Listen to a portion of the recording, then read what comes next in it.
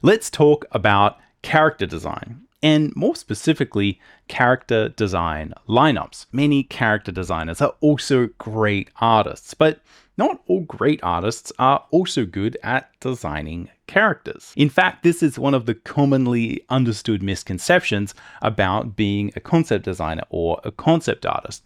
Often we look at our favorite art books from AAA video games, from feature animation for feature film, and we see amazing art. And we think, in order to do that, I just need to get really, really good at drawing too. But it's often these other skills, these design skills, understanding how to fit to a brief, understanding how to work within a team. These things are often actually what gets you jobs, and these are often the skills that actually make the difference.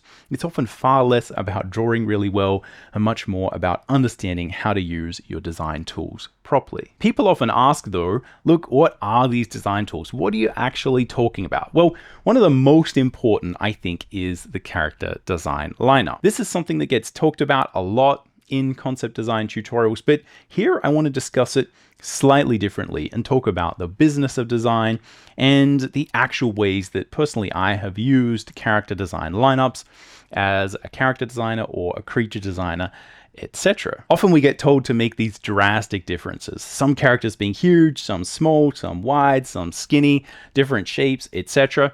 That's important, but I also think there's more to it than that. As usual for a Drawing Codex video, this is going to be neither fast-paced nor heavily edited. This is just real-time, you and me. I'm just going to show you a bunch of designs I've done in the past in Photoshop, and we're going to talk about the business of design, what it's actually like to work on one of these projects, and how important I think design lineups are. So hopefully that sounds interesting.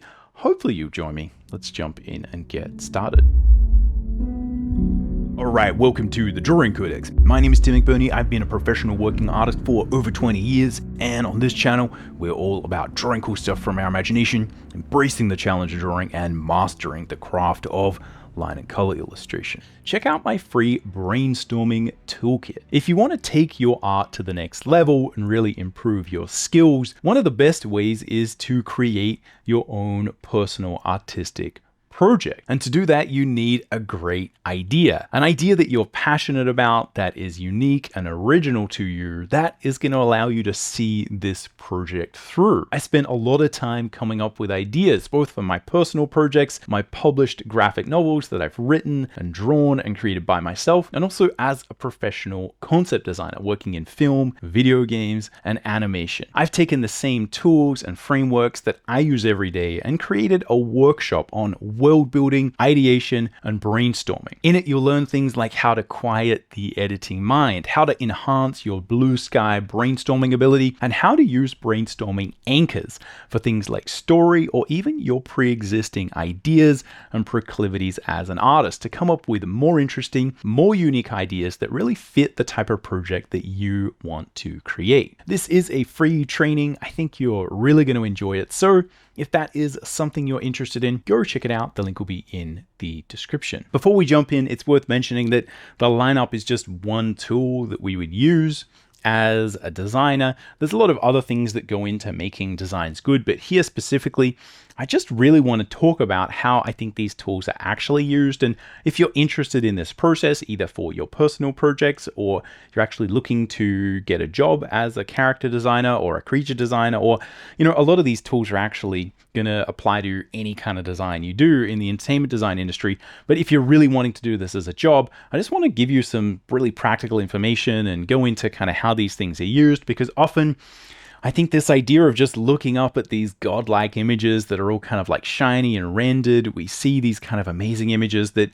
these are often required to get people to sign off on character designs for people who aren't artists, people who are in management or are in the C-suite.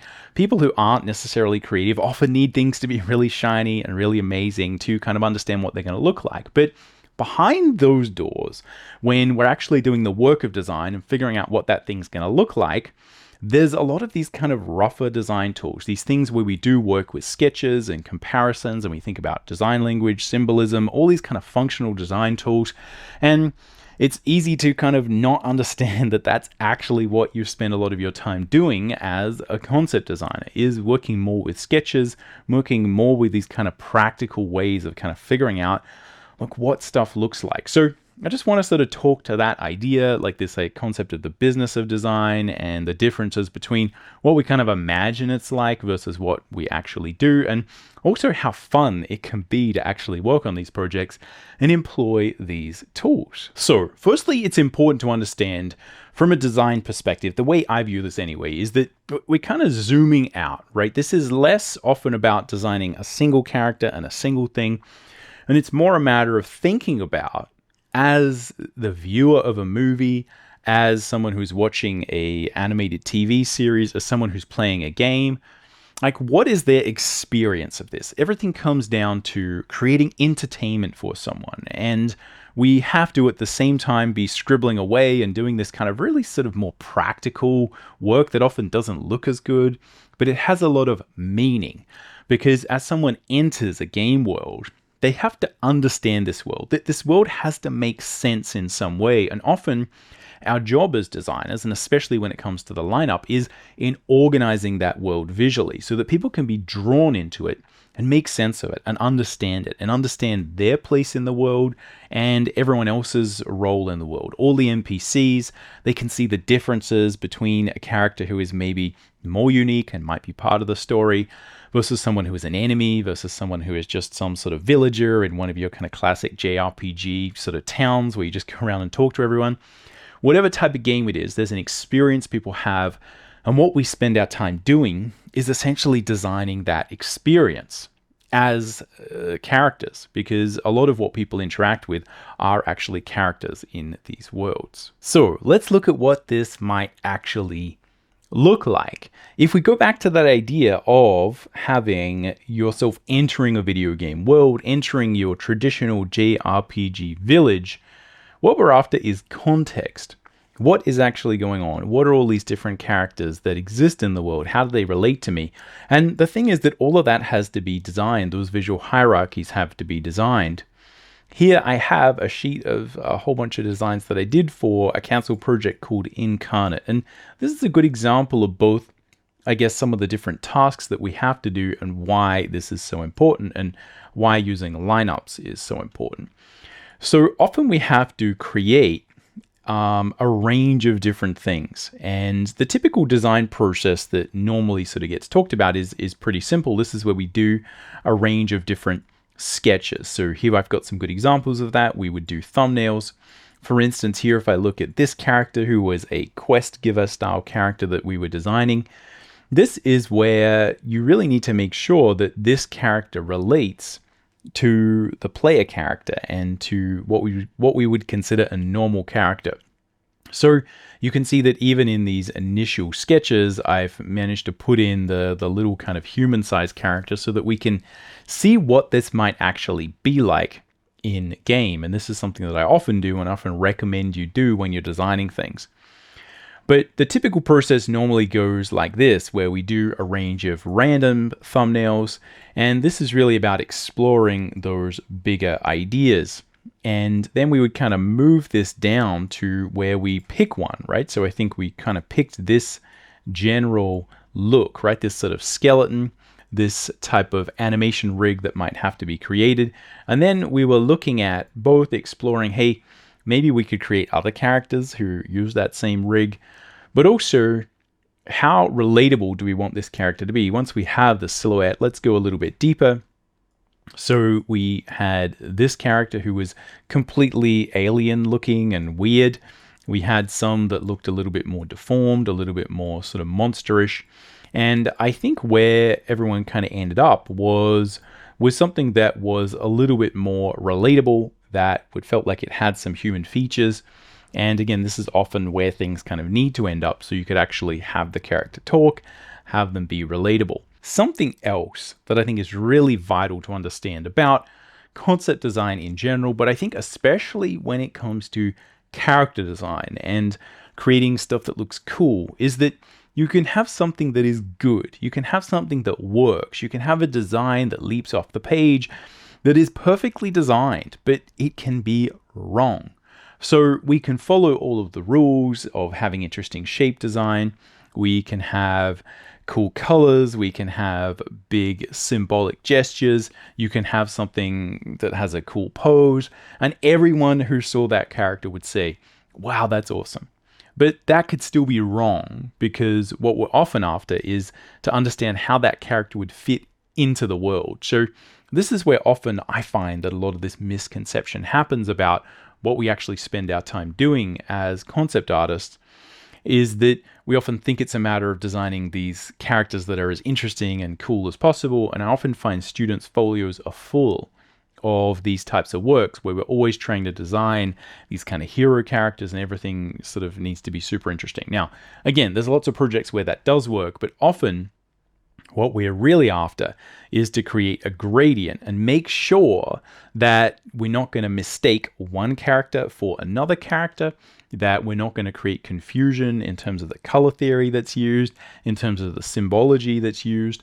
Because again, if you have two characters that are both awesome, but they look too similar, one of them's got to go. So a good example of that would be these little characters here, where we're really trying to find one character or one type of character that is going to embody, I think this was like a merchant style character. And this was actually interesting because unlike the other design we were talking about here, where we kind of ended up with something that was more relatable and that kind of had human characteristics, I think the idea with these little sort of merchant characters where you would go to a shop or something, we actually ended up choosing the fish. And I think I actually did a keyframe with this fish guy sort of at his little shop. I think it was in a mushroom.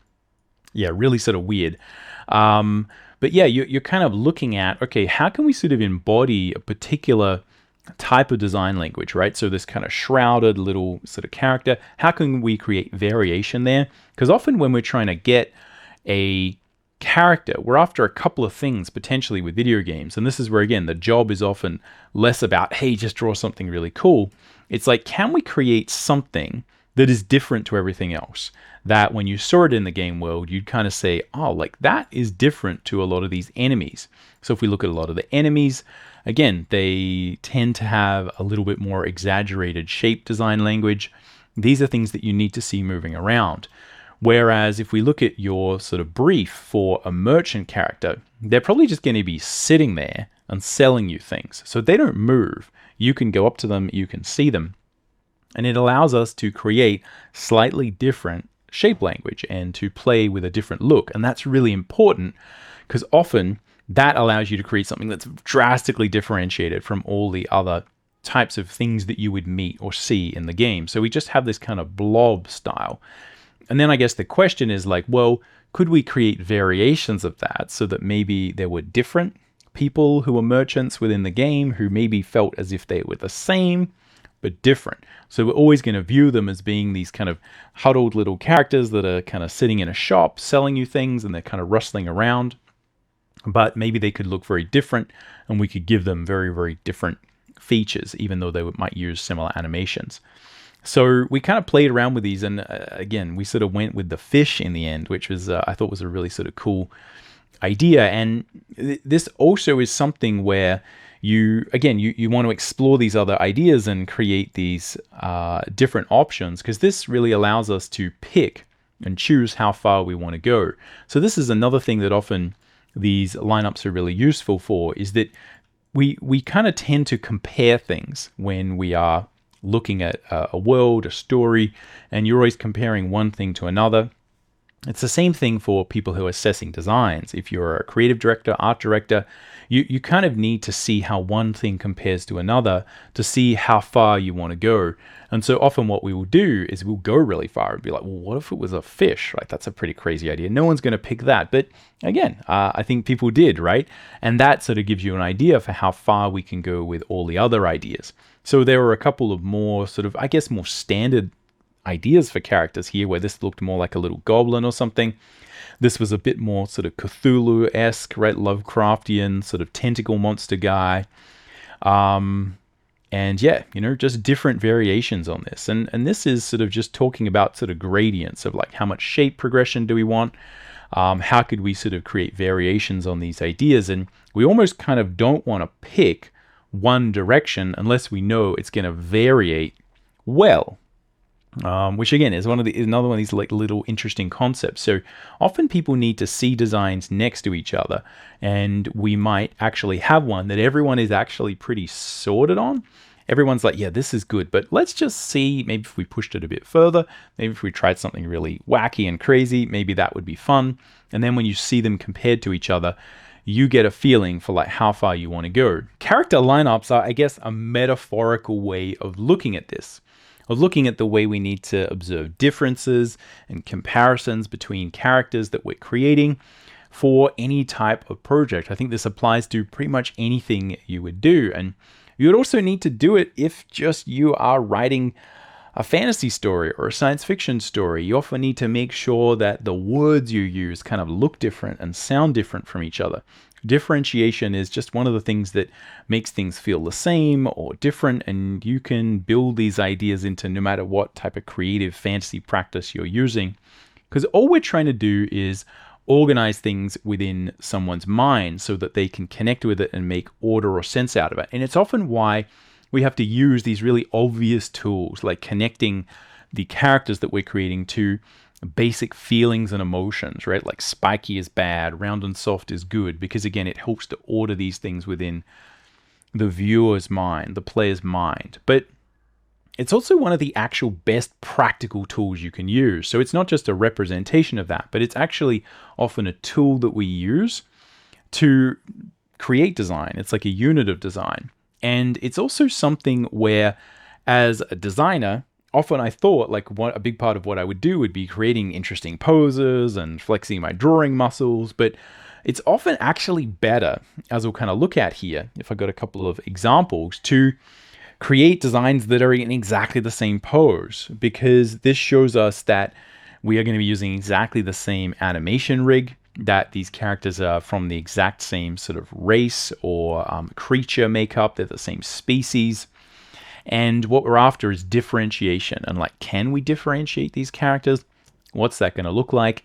Is it better to design something different because that will be more interesting or better to differentiate? So here's a good example of this basic concept of using lineups as just a fundamental design tool. So here I've got some enemies that we were designing for this game. So here we have the base version of all of these different crazy characters that we created here.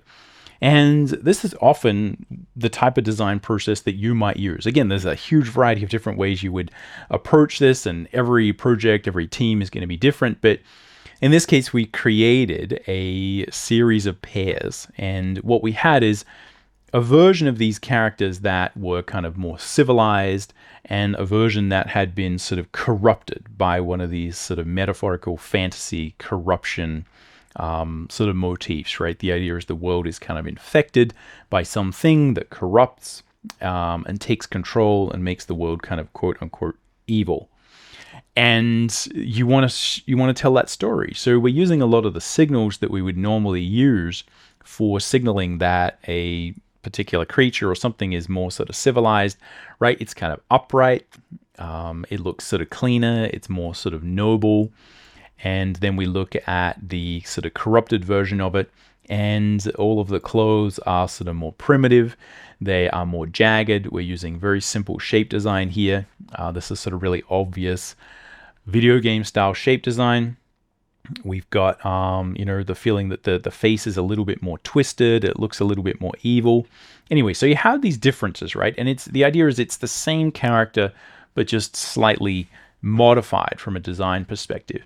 And then what we look at is, how could we sort of take that further, right? Like, what would it look like if it was more corrupted? Like, where is the right amount? What do we need in order to tell this story here? So we kind of have the much more civilized looking character that has more clothes on. And you would imagine, again, what would it be like if you just kind of were walking around and you were talking to this character? What would it feel like? It's an animalistic character, but it has clothes on. Right, so this one is way more obviously civilized than this one because they just have more clothes on. Again, none of this is right or wrong. It's just what people tend to associate in their mind with these visual concepts. We're using visual design language here to try and communicate. And in this case, we're saying, well, could we make it look even more twisted?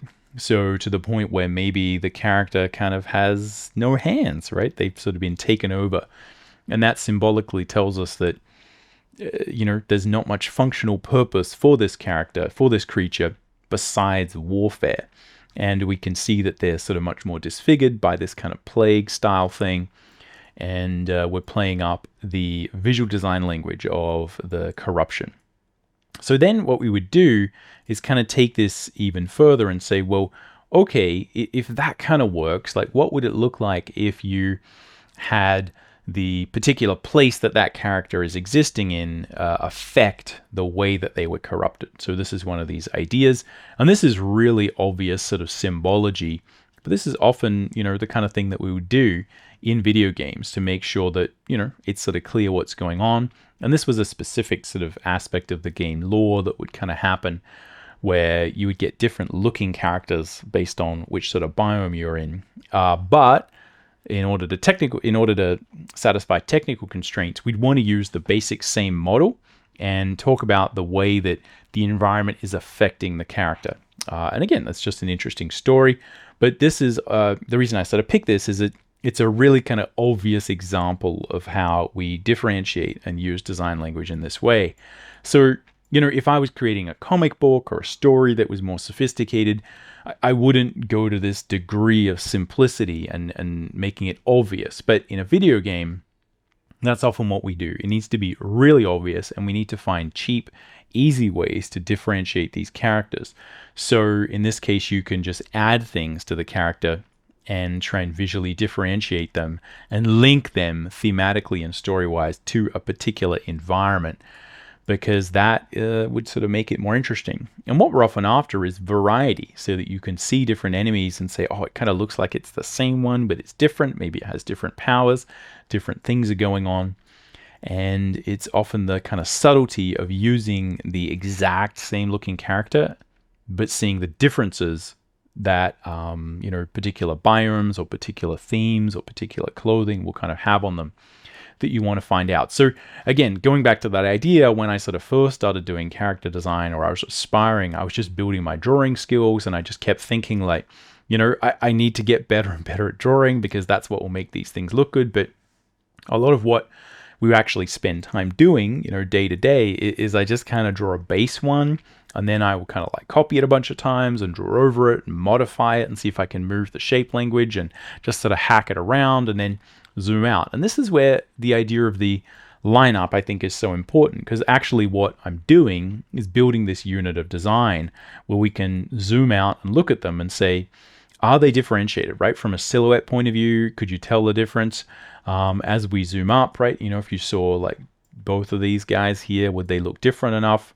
And could we apply the same logic to, a variety of different sort of creatures, right? So, and this is one of the other things we did is, take one of these more sort of rider beast characters that I don't know whether these were just going to be wild creatures or someone would ride on them. But yeah, do exactly the same thing. And so you're playing with this very simple idea, but once you extrapolate it, it gives you a lot of power. And again, this was a project that was really going down that road, right, of sort of the biomes and the visual symbology sort of affecting how they looked. But this is often just prototyping, right? So this is not necessarily, oh, the design is finished, we sort of go away, like that's it. We're really sort of looking at like, what would that idea feel like? And how could we apply that? And like maybe what you would do is kind of say, well, maybe this kind of version of them being trees, or this version of them being the kind of plains or rocky desert one, maybe that works here, but it doesn't work as well here, right? Maybe I need to make sure that I apply some of that visual design language across the different creatures and kind of make it all work, right? And if you kind of haven't prototyped that, if you haven't figured that out, if you can't line them all up, it's hard to know how this is going to work in game. So this is the first line of really figuring out and differentiating cheaply and easily what all this stuff is going to look like. How are we going to organize it so that you don't just have random monsters that don't kind of make any sense to each other? So the more you can create patterns, the more I feel like the world makes sense and people can start to feel as if they're figuring it out or solving problems. If you have different creatures from different biomes that look similar, and maybe their attack patterns that they're different, but there's similarities, there's a logic there, then the game world feels cohesive. It feels like you're kind of learning about it and that the time you put in has value. And this is what we spend a lot of time doing from my experience as designers, is not necessarily drawing the best things, not necessarily flexing our artistic muscles the most, but making sure we flex our design muscles.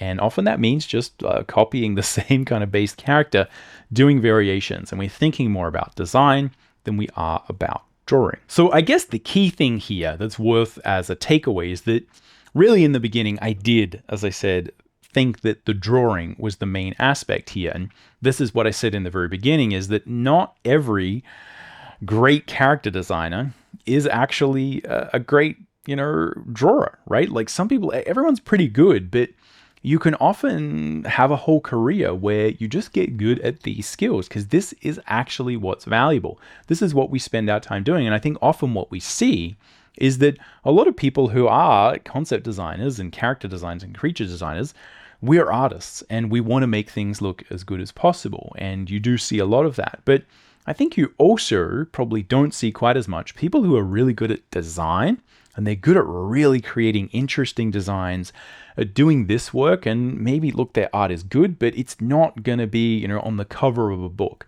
But still, they're extremely valuable and they often have really, really long-lived careers. And I think it's just this difference that you need to understand, is that this stuff is real work. This is often what we get paid to do as artists. And I think the more you can appreciate that, the better. Now, the thing is, though, that this is what we do behind closed doors when we're trying to figure out these things, hack and decide and slice up different design language so that when someone looks at it, they actually understand the world. And they're like, oh, the dwarves are different to the elves in Lord of the Rings, for example, because they have different visual design languages at every level, right? And someone's thought about that deeply and figured all that out. Figured out the materials, all of that stuff is figured out. And everyone just goes to watch the movie and they're like, oh, that was great. They don't notice those things because they're not confused. In a similar way, I think it is really important as a concept artist to build your ability to create shiny designs, because most of the time, if someone who is not a professional designer, who is not in the business of doing that, looks at a design, they'll just pick the one that is the most rendered, because that's how most people think. They think that it's, the thing that's sketchy is going to stay sketchy. It's really hard for them to figure this out. So this is also something that's important to understand, is that, yes, the reason that you often see in art books and all around the place really polished designs is that you do need at some point to get people to sign off on them. And often the people who are signing off on these things, it's no fault of theirs. It's just that they don't have that ability to look at a sketch, to look at a lineup and say, yeah, that one's good because I understand how you're differentiating the visual design language. You often have to sell it. You have to sell it to the people who are often going to sign off on it, and you have to then sell it to the audience. So they just think, wow, that was a really cool story. I liked, I liked the gameplay, or I liked the hero, I liked the story there.